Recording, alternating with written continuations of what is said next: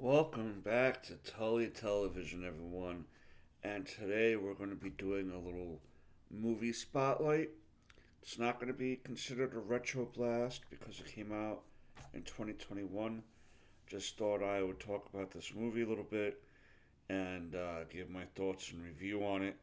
It's called The Unforgivable. But before we get into that, I want to thank everyone for stopping by, liking, commenting, sharing, subscribing, doing all of that beautiful YouTube stuff. But today, like I said, we're going to be getting into The Unforgivable. I have my new friend here, Red, uh, Pinky's new friend here. If you're familiar with Pinky, or you're not familiar with Pinky, I'll bring him around. But this is my new friend, Red. She's gonna be hanging around as we're doing the review, saying hello. Hello. Wait until you guys meet Pinky. Say bye, Red. Bye, Red. um, yeah. Alright, so The Unforgivable. Made in 2021.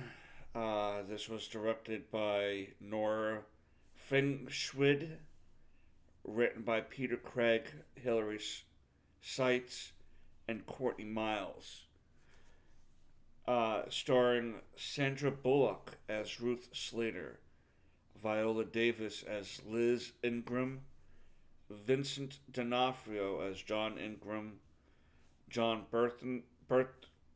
Burtonthal as Blake, Richard Thomas as Michael Malcolm, Linda Edmond as Rachel Malcolm, Asling Francosi as Catherine Katie Malcolm, Emma Nelson as Emily Malcolm, Will Pullen as Steve William, Tom Gurry as Keith William, and Rob Morgan as Vincent Cross. Now, the premise of this movie was that Sandra Bullock was locked away in a woman's prison for 20 years. And she's being released out into the public, and she's released to her probation parole officer. Vincent Cross is the name of the character, and he drops her off at some dingy halfway house in their version of Chinatown, and basically runs through no contact with other criminals. If you have contact with police, let me know. This, that, and the other. And she's. Sandra Bullock's character looks very. You, odd seeing her without the leading lady makeup on and stuff like that. Uh, when you're been known for so many different roles like Miss Congeniality, she was in Speed and stuff, so you used to kind of seeing her with some sort of Hollywood makeup on, but this version of her, you could tell, is very not on that, on that mind level of, oh, let me make sure I have makeup on and this and that. Uh, but anyway, yeah. Ruth Slater is the name of Sandra Bullock's character. So Ruth has to get acclimated to life outside of prison, living in this woman's halfway home.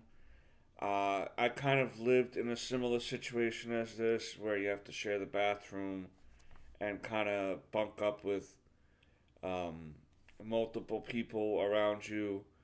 When I was some many years back, I was dealing with a housing situation, so I had to stay in my local shelter for a while, And so it was a very similar feel. So it kind of connected me to that in a way of you always had to watch your stuff. Uh, you never really got time to really take a good decent hot shower. Um, you're around different types of people. Not all of them are good. You know what I mean? Some of them are there to try to scam you, take you down, do something physical to you that is not in a positive way. So they portrayed that aspect of that pretty well.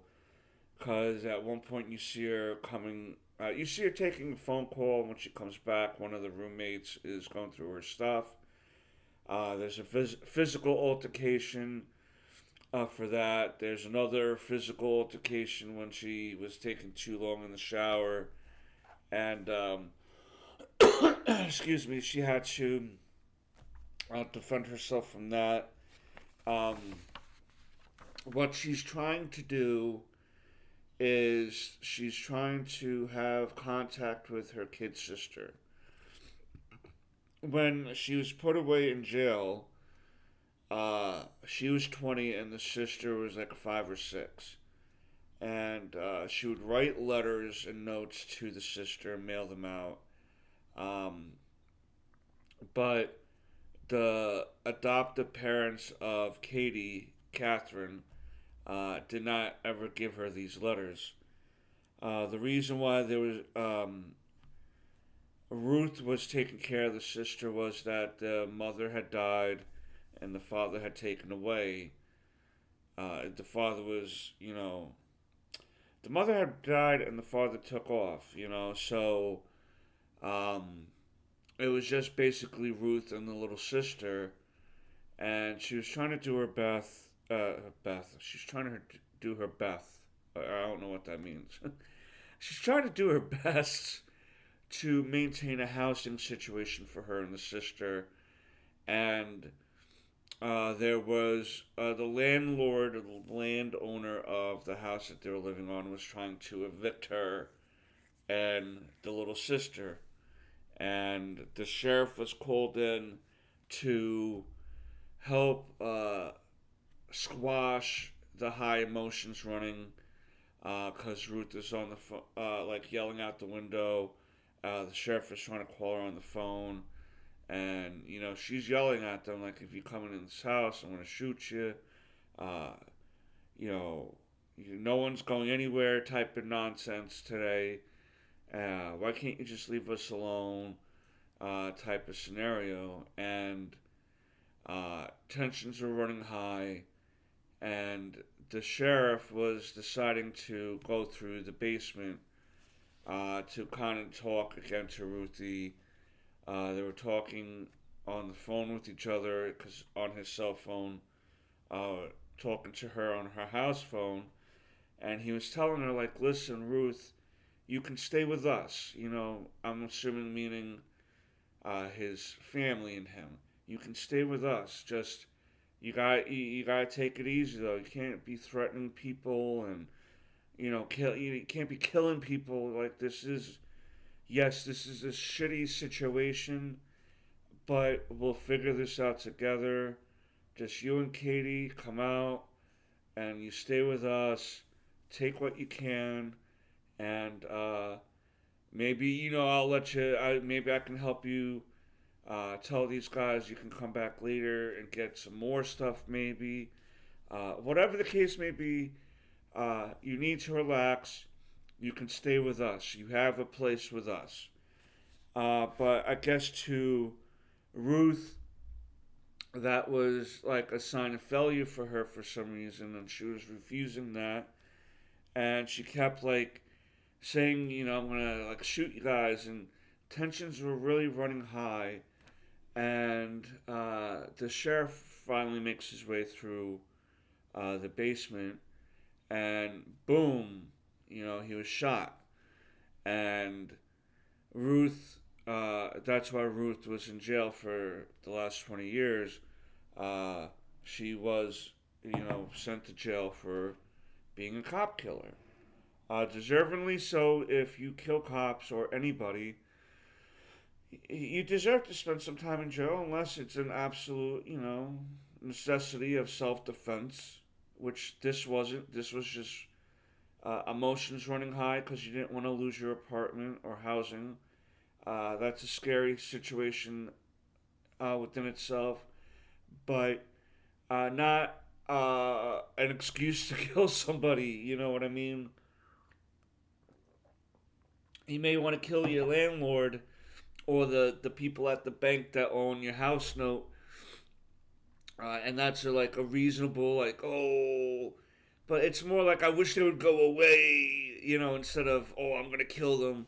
The emotion is you just wish the problem would go away, and however that may come about, but most times we realize, and even in the back of our mind, in that thought process, that's not a real solution. Killing your landlord because you create so much more.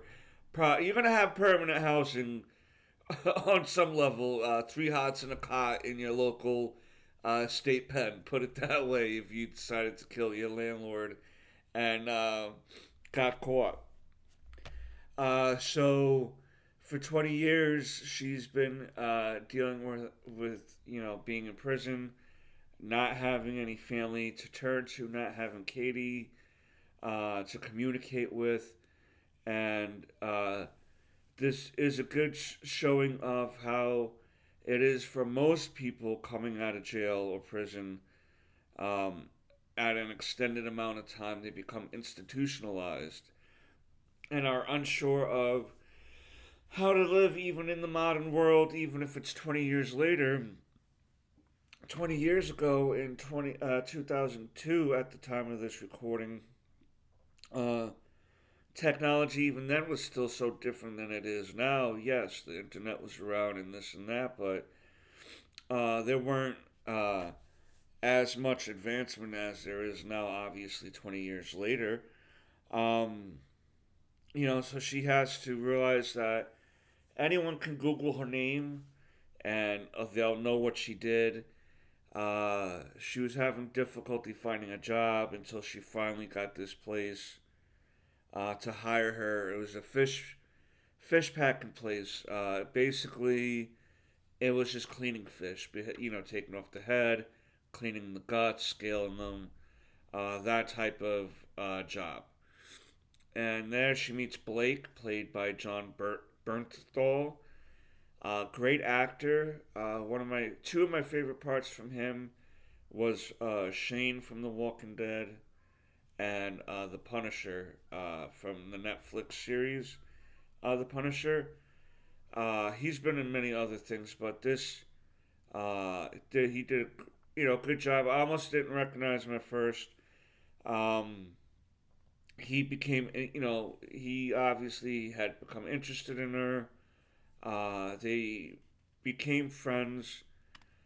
She almost nailed him in the head with a wrench at first because as she's working at the fish packing plant, she was allowed to uh, stay at some construction site that she would work at too.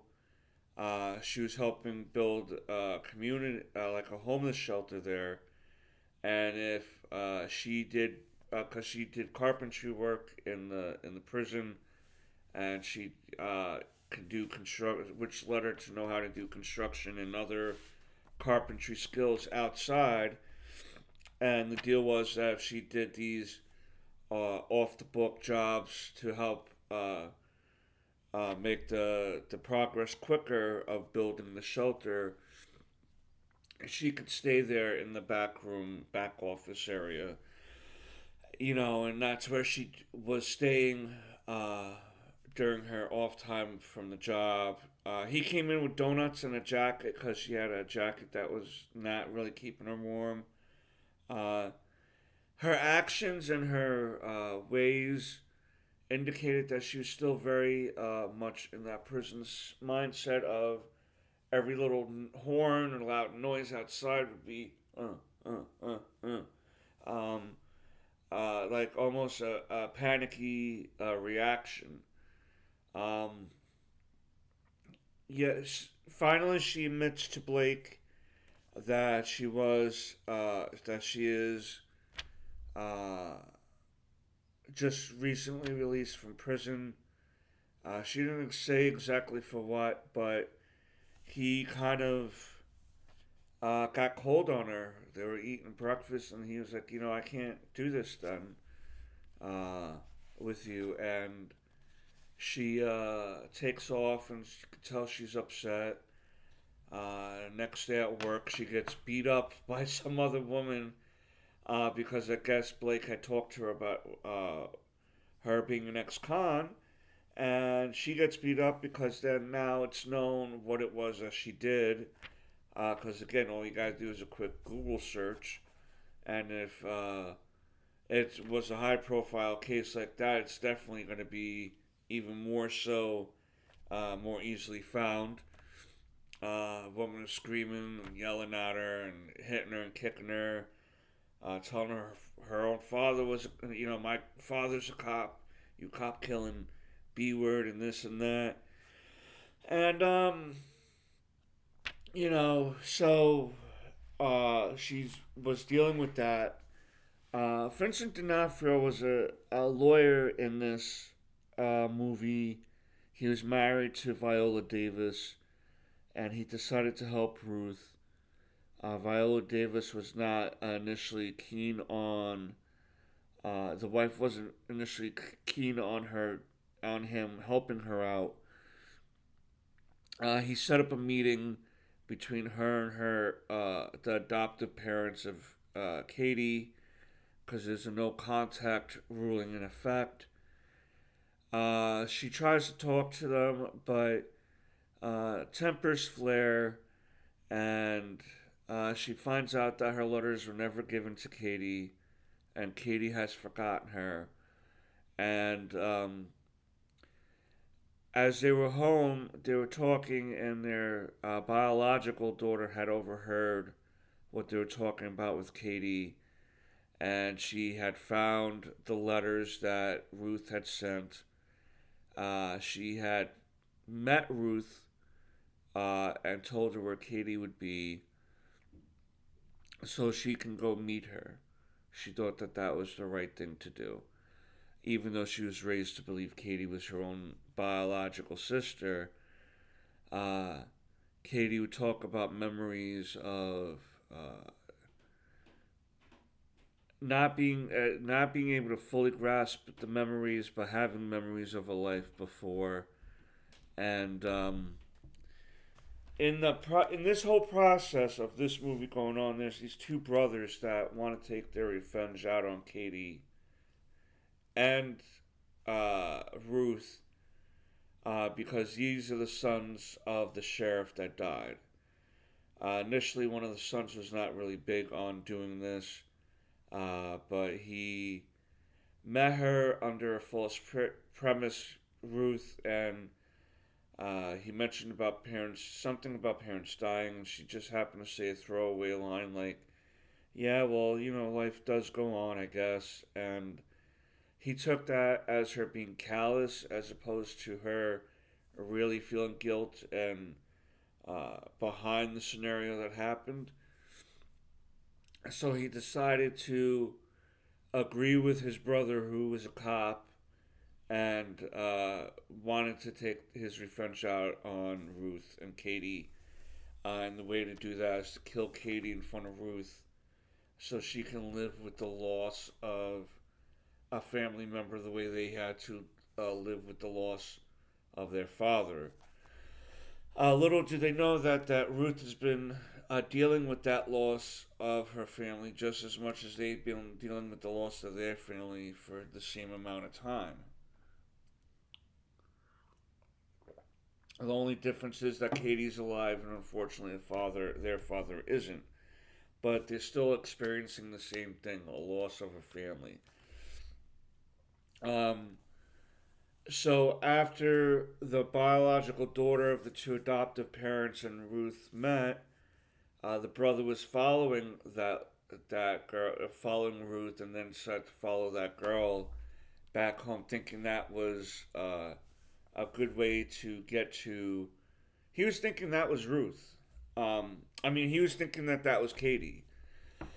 So he kidnaps her and calls her when she's about to go see Katie at this piano practice recital thing, and she goes to meet the man who's got the daughter kidnapped there, and she picks. She then comes to a realization that this is the son. She's trying to apologize to him, and finally, uh, she was able to get the upper hand on him and be able to free herself and uh, free the daughter. At some point, as she was going to meet the sister originally, she went to go see Vincent D'Onofrio's character, the lawyer, but he wasn't in town. And he initially, after the bad meeting between the adoptive parents and Ruth, he had just chalked it off as saying, I tried my best, but I don't think this is going to work out the way you want it to work out. Um, when she goes to his home to talk about wanting to go see Katie at this piano practice, she gets the wife, and the wife is yelling, like, I don't want you around. He's helping you on his own accord. I don't want you around after what you did and this and that, and I don't want you around my kids. And Sandra Bullock breaks down, and she's like, you know, I took the blame. I took the blame, and all these years, and uh, she starts breaking down, and finally realizing that the big twist, so to speak, um, is that Katie had killed the sheriff, the little sister. Um, I don't know how she was able to pull off shooting a shotgun at 5 years old, but uh, as she's seen, because throughout the movie you're seeing flashbacks of that day, and you see Katie taking the shotgun and hearing the sheriff downstairs and shooting him, and Sandra Bullock's Ruth's character runs off with the girl, little Katie, and she decides to take her out for pancakes as she's seeing the cops come up and stuff to the restaurant. Um, she then allows herself to be arrested as Katie's eating her strawberry shortcake pancakes. And yeah, she took the blame and did 20 years in jail for a crime she did not commit, and to be verbally abused and emotionally abused, and having these things done to her for no reason outside of just the loyalty and love that she had for her sister, who's so young that she wouldn't have been able to really comprehend even what she did. And at the end, when Viola Davis's character realizes that this is what happened, she decided to help her, bring her to go save the go meet with the sister, then go meet with the guy who had the sister kidnapped. She also called the cops in the meantime so the cops can come and help, and at the end of the movie, the guy gets arrested. Sandra Bullock is fine. Uh, the daughters get checked out at the ambulance, and Katie sees Ruth and walks over to her and just hugs her. And that's how the movie ends. Katie and Ruth finally reunite. Uh, and give each other, a big loving hug. Um, I will say I'll give a couple cons, a couple pros and cons to this movie before I wrap up. Uh, Pros, well acted. This cast did really well. Um, I can feel everyone's side. I can feel everyone's portrayal as being authentic. Um, the actual look to the film is a great look. Feels like uh, it feels like the mood. It sets the mood properly with the visuals because again everything is so down and depressing and heavy that you can that atmosphere comes through on the film. And I think it was pretty well directed. I am unfamiliar with any of other Nora Finkstein's work, but this was pretty well directed. The look is great. The acting was great. Um, my downers on this was that it was a little too long. It clocks just under 2 hours at like an hour and 57 minutes. I feel like this could have been anywhere between an hour and a half and an hour and 45 minutes. Especially with that the premise was that she's trying to reconnect with the sister. Um, I would have liked to see the a quicker um, interactions with them because I think that those sequences of scenes would have been interesting. I also am a little disappointed that they didn't show more of Katie having PTSD from the situation. That even though because when you hit your mid 20s, you're not going to necessarily remember in great detail, 4K detail, things from when you were five, memories from when you were five. You're not going to remember those in 4K definition when you're in your mid 20s. But I would assume that if you killed someone and then your sister went to jail, that there would be some sort of heaviness in your heart and mind, even though you couldn't exactly reach why you're having that. And I would have liked to see that more from that Katie character. Um, but maybe she put that all into her piano performances because that was her great talent, piano, and so maybe that's where the focus went to. But I would have liked to see more of Katie dealing with the consequences of what she did mentally. Um, but in an overall sense for this movie, um, I will give this movie um, a 7.5 out of 10. The timing really kills it for me. I felt like it dragged a little bit here and there, and I again wanted to see more how Katie was living her life and dealing with mental issues, because I would assume that these things would bring mental issues about. But the movie is, acceptable. It's again well acted, well directed. It looks great. Just the timing and certain things with story wise, I wish I could have seen are the only things really bringing down the score um, to a 7.5 out of 10. But yeah, that's my thoughts on on the movie Unforgivable.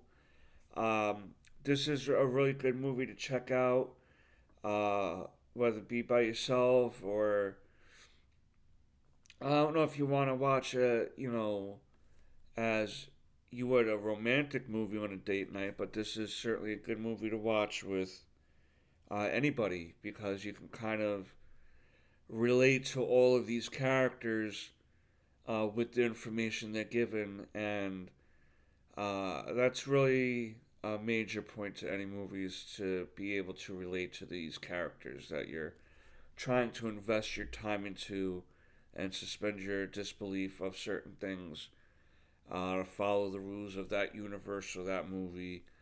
Um, this movie does it, makes you relate, it makes you feel heartbroken for certain things.